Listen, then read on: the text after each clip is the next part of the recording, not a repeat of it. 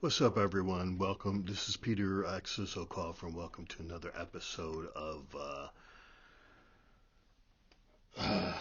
um, All Things Music. And today we're covering punk music, and the title is The Punk Ethos. And let's get in right away to why I use the term ethos. So, ethos, Merriam-Webster says ethos refers to the practices of values that distinguish one person, organization, or society from others. And I use the term ethos because punk has definitely gone mainstream, and even people, I think certainly Gen X and millennials, really, I mean, if I have to like label generations, baby boomers would be classic rock and funk, and Gen X would be hip hop and grunge. But millennials and Gen Z, the younger you get, the more it really is a punk generation, and I say that because I remember in the mid 90s, 1995, marching for New Black Culture Center at Purdue, and 80% of the folks in that march were African American.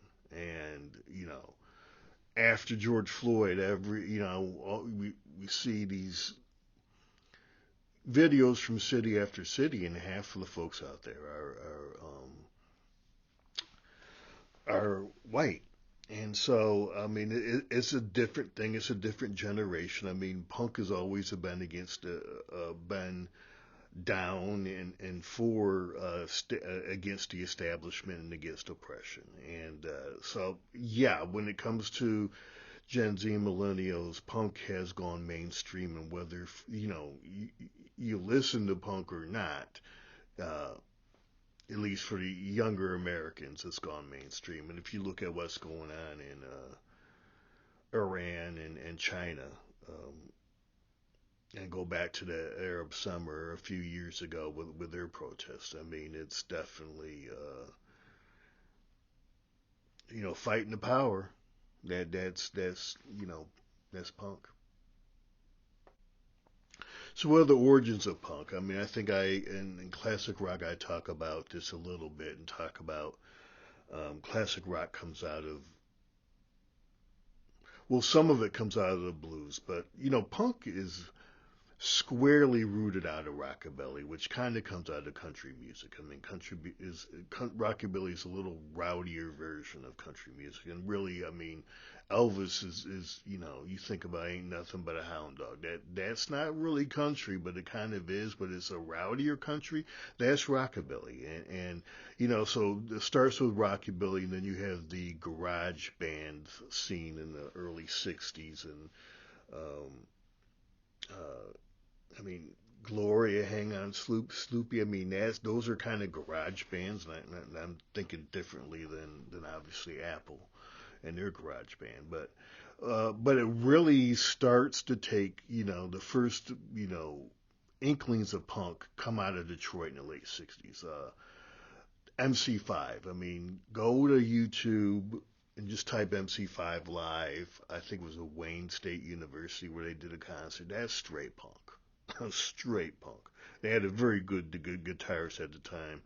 Lead singer, vocal talents, questionable.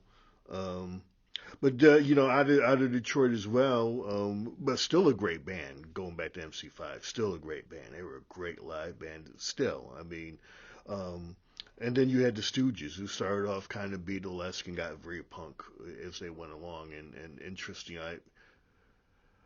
the story goes where Iggy Pop accidentally cuts himself on stage and starts bleeding, and the people go wild, and Iggy's kind of like, oh, maybe I should do this more often. So that is, then of course, you get, the Brits in the late '70s, they get the bobby pins in the body and all that other stuff.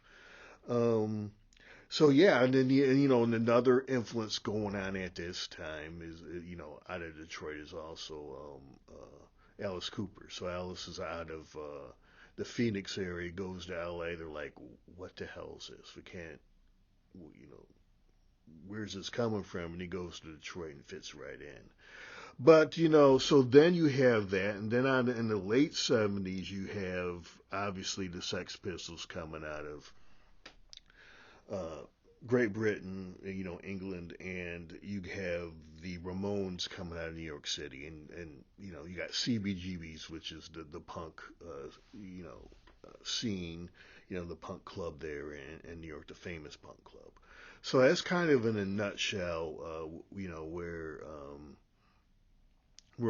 punk is coming from, and early punk they were, you know, I talk, MC5 is kind of a contradiction of, when it comes to early punk, is they're, yeah, I say, well, the lead singer was so-so. Well, early on in punk, you played three or four chords, four if you're lucky, and three. I mean, it was simple, loud, and to the point. And hey, if you weren't the greatest singer in the world, that's fine.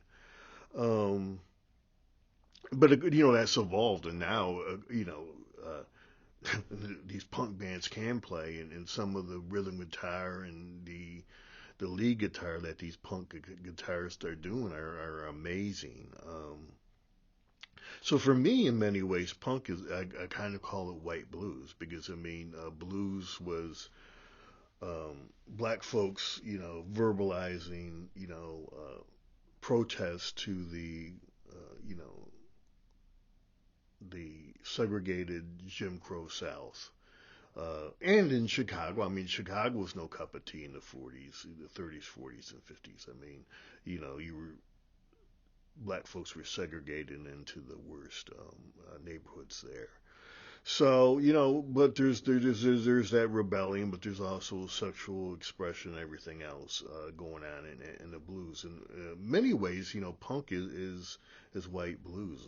Because it's there, particularly coming out of Great Britain, which was in a really bad recession in the late '70s, and this comes out of that. Um, and they're both, hip hop and punk do share some similarities, and both of them uh,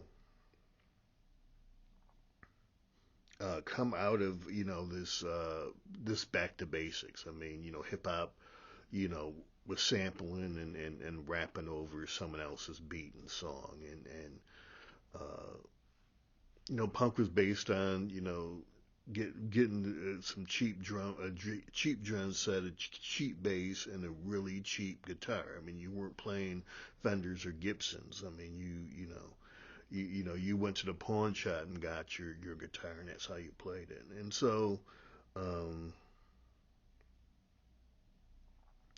in the late '70s, punk was an answer to what they called the the purveyors of punk called corporate rock. And I don't know. I mean, the Sex Pistols famously had, there's a picture of them um, with a T-shirt that said "Fuck Pink Floyd." Well, I'm a Pink Floyd fan. I don't think Pink Floyd was corporate rock. I mean, if particularly when Roger Waters was there, they were pretty anti-capitalist. But I mean, I like these bands. I could see why Styx and Foreigner and Journey, why they saw those groups as corporate rock, that, or the nicer terms, arena rock. I like those groups, but I could basically formula rock. Yeah, yeah. I still think they wrote some very good songs and liked them, but I could see where if you're rebellious, weren't really feeling Journey.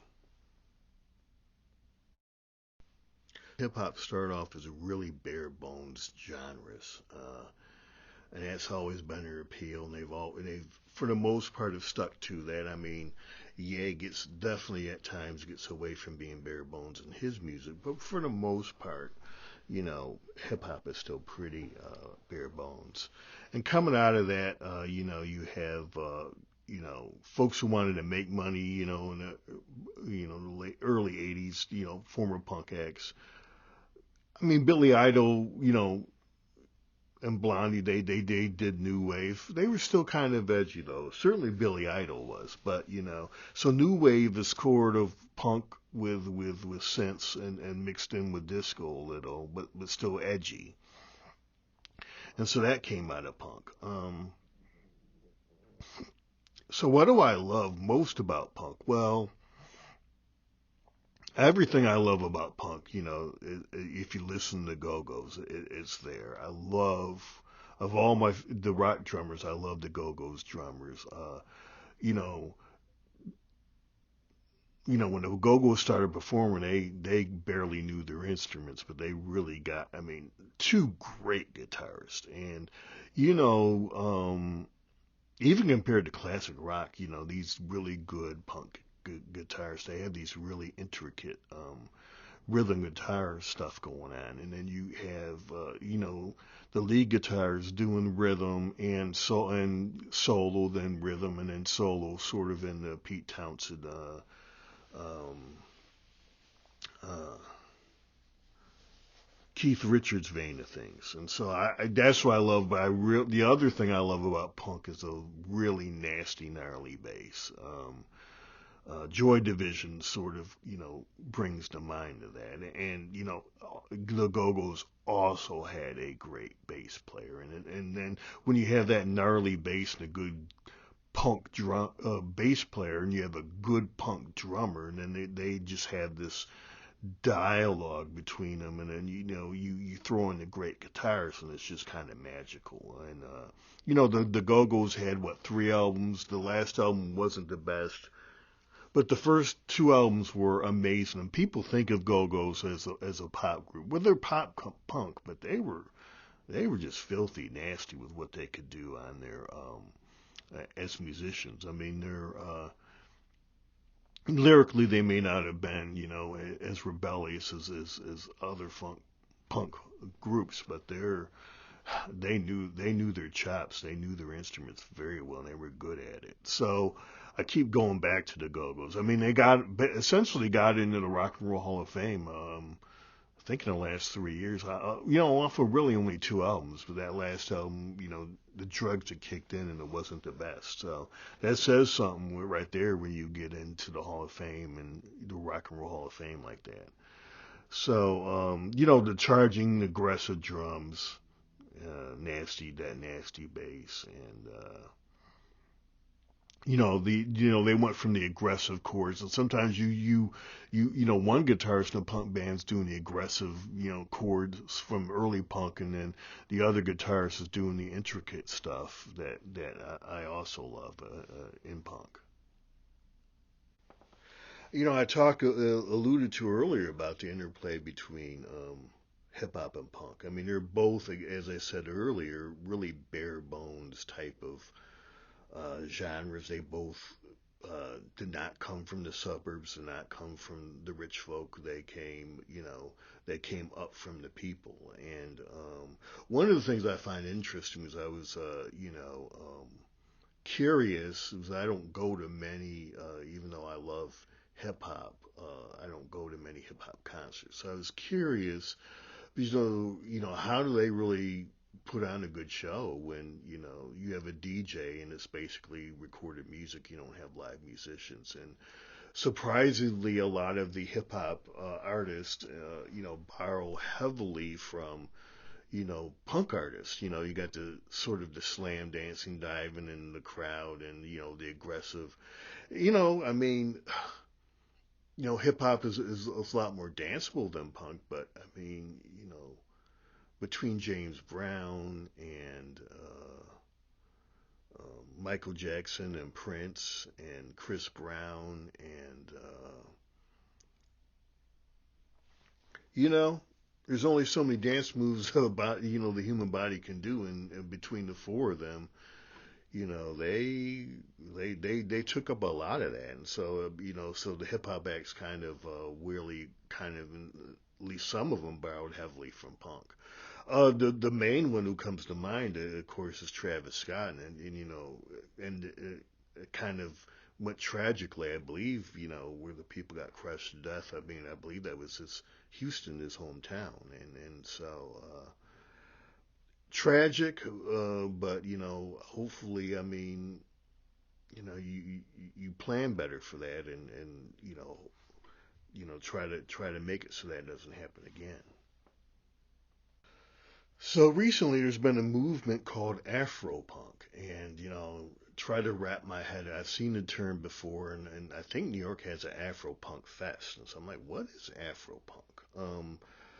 Bad Brains in the late '70s and early '80s was an it was a black group that was very influential in punk. Interestingly enough, you listen to Bad Brains, so the band could never decide whether they wanted to be a punk band or a reggae band. So half the albums, on one side of the album they would be punk, and the other side they would be reggae, and obviously that didn't last long. But they had an amazing, amazing lead singer. Go to YouTube and do Bad Brains. And to me, one of the greatest punk songs ever is Don't Bother Me. So, Bad Brains, Don't Bother Me, check it out. So let's talk about Afro punk for a minute. Afro, born, out of the African diaspora. Punk, rebellious, opposing the simple route imbued with DIY ethic, do it yourself, and that's definitely because a lot of the early punk bands, essentially got what I had in the late '80s and got little 4-track Tascam recorders, and that's how they did their albums, and that's I mean. Nirvana did their first album really on the cheap. I mean, really on the cheap. I think it was under $2,000, for Bleach. And that was the punk way back then. So you did the best you had. You didn't have all the foam. You probably had a pretty shitty microphone that you were singing on, and you did it. So definitely the DIY aesthetic was going there, and simplicity, rawness, and open curiosity, and you know, being the underdog and taking up for the underdogs as the punk portion. So yeah, but when it comes to Afro punk, it's not really musically based. It's a lot more culturally based than than you would think. So Afro-Punk supports social awareness and consciousness, very supportive of the LGBTQ community. No sexism, no racism, no ableism, no ageism, no homophobia, no fat phobia, no transphobia, no hatefulness in general. And that's really where Afro-Punk really is, I was like, well, who are the Afro-punk musical acts? And they're really, I mean, it's more of a cultural thing than a musical thing. So, but there are Afro-punk painters, there are Afro-punk photographers, there are Afro-punk poets. I mean, it's much more of a cultural thing, and it does really, going back to the punk ethos, so that it takes up for the underground, the underdog, and so in some ways. Um, Afro punk is similar to hip hop in some ways, but in some ways it's not because hip hop has not always had uh, the best relationship with the LGBTQ community and its portrayal of that. I mean, when I did the Rapper's Delight um, classic songs, I touched on that, and hip hop's gotten better, but it's still struggling with that. So we have. Lil Nas X, he's broken that barrier, but it's still there, and so um, and Afropunk maybe even be more in the visual art scene than even hip hop is. So and then there's elements I think in fashion that come into Afropunk that's not part of the hip hop scene as well. So I talk about, Rick Beato. I bring him up. I bring up Brand Man Sean sometimes, and also Nicky and Moose. Haven't talked about the punk rock MBA Finn McKenty in a bit, but he's a metalhead and he's a punk guy. So his main criticism of punk is that it's mostly they sound like the bands from the '90s, and that might be the case. I mean, I'm not. deep into punk, and Finn McKenty is, and and I have friends who are deep into punk. I respect punk, I like punk, and I have to, so I'm kind of, doing the historical thing, so I have to touch on punk. But I guess I'm not gonna dispute Finn McKenty was, he knows the genre of punk better than I do, but punk is never they've never claimed to be, groundbreakers and push the envelope when it comes to trying new things and being adventurous. Punk is about, standing up for the dispossessed and sticking it to the man. So yeah, so I don't really, expect punk to be. I don't, expect a punk band, the Beatles or pushing the album, the envelope and doing, creativity and doing things people haven't heard before, like, Beyonce does occasionally, and certainly Ye does, and Drake has been doing a little more lately. That's just, that's not punk is never, you know,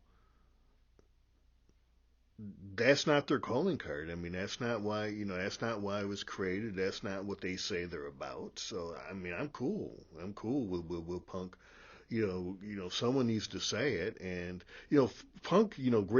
Punk. Being a great punk band to me is more about finding your voice, and I, similar to a writer. I mean, as a writer, you write until you find your voice. I think in some earlier episodes, maybe in the first season of Level Up, I talk about starting off writing in street lit and didn't really find my voice until I took it, remembered my loves of Marvel comics and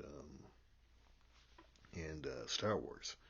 But punk is about finding your voice and saying, saying relevant stuff in this political environment in your own unique way and connecting to an audience. That's really what punk is about. And there's a lot of different ways to do that, and times change, and there's that old saying that things change, but yeah, things stay the same. And so so I mean, I think the biggest asset for a punk artist or the strivers to find your unique voice.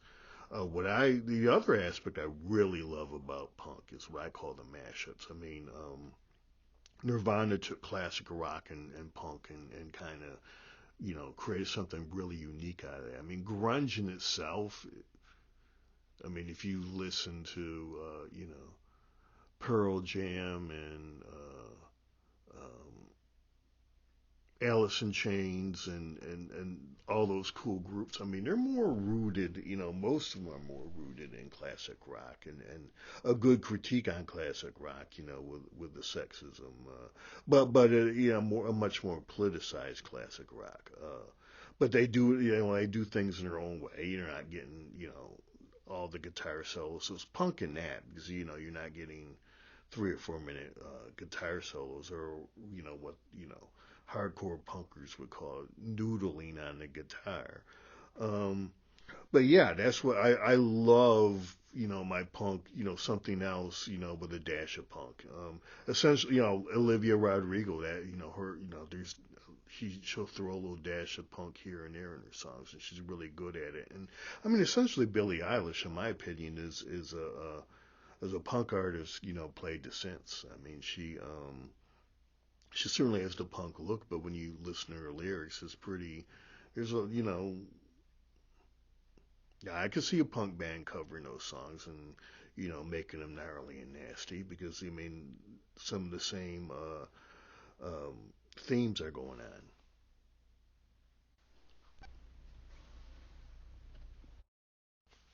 Yeah, the punk rock ethos. Um, had to do this episode. I mean,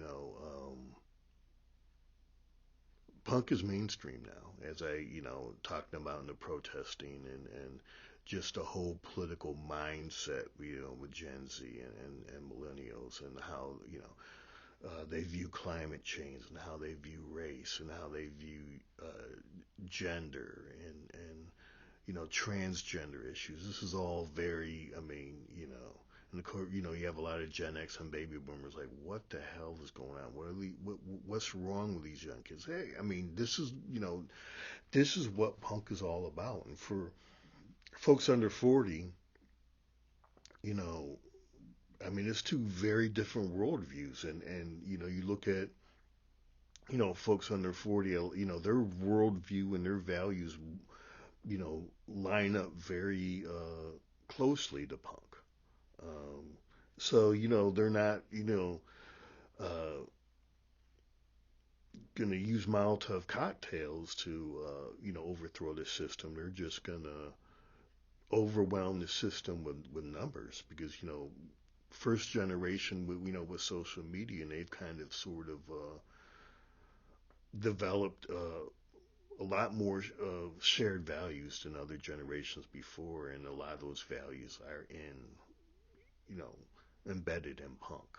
So, and then the natural rebelliousness in punk also is sort of in these two younger generations. So, yeah, so that's why I call them the punk generation. I mean, you got neo soul in there, for and then there's the Taylor Swifts of the world. But whether you listen to punk or not, I mean,